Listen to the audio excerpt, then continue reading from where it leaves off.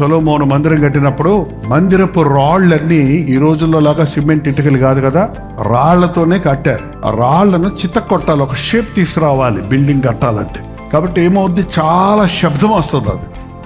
So ఏం చేశాడో తెలుసా, సొలొమోను రాళ్ళు ఏం చేశారో తెలుసా అంటే, వేరే చోట ఎక్కడ స్టోన్స్ తీశారో అక్కడే స్టోన్స్ని ముందు సిద్ధపరిచి అవి మందిరంలో తేబడే వరకు అవి సిద్ధపడుతున్నాయి అన్న సంగతి ఎవరికి తెలియదు. ఆ రాళ్ళు ఎందుకు ఒక లైన్ చేస్తున్నారు, వాటిని చెక్కుతున్నారు అన్నది చూసినాడు ఏ బిల్డింగ్ కోసం అని కూడా తెలియదు. ప్రిపేర్ అయిన తర్వాత తీసుకొచ్చి మందిరంలో ఫిక్స్ చేసినప్పుడు అవి ఆ మందిరంలో భాగమైన దేవుని తేజస్సుతో ఆ మందిరం నింపబడింది. అలాగే దేవుని పని ఇవాళ మనకి కట్టడాలంటే బిల్డింగ్స్ కాదు, సజీవ యాగముగా మనల్ని మనం దేవునికి అప్పగించుకోవాలి.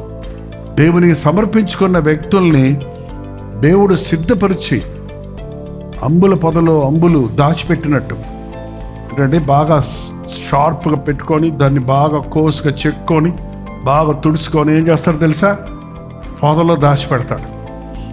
అవి కొన్నిసార్లు 3 నెలలు 6 నెలలు సంవత్సరం అందులోనే ఉంటాయంట. నన్ను వాడుకోరే అంటుంటాయంట. కానీ ఇది ఎప్పుడు అవసరమో, ఏ పని కొరకు అవసరమో ఆ పని కొరకు తీసి వేసినప్పుడు అది నెరవేర్చినట్లు దేవుడు ఆయన పొదలో దాగి ఉంటే, ఆయన బలిష్టమైన చేతి కింద అణిగి ఉంటే ఖచ్చితంగా దేవుడు తగిన సమయం మందు మనల్ని వాడుకుంటాడు, హెచ్చిస్తాడు.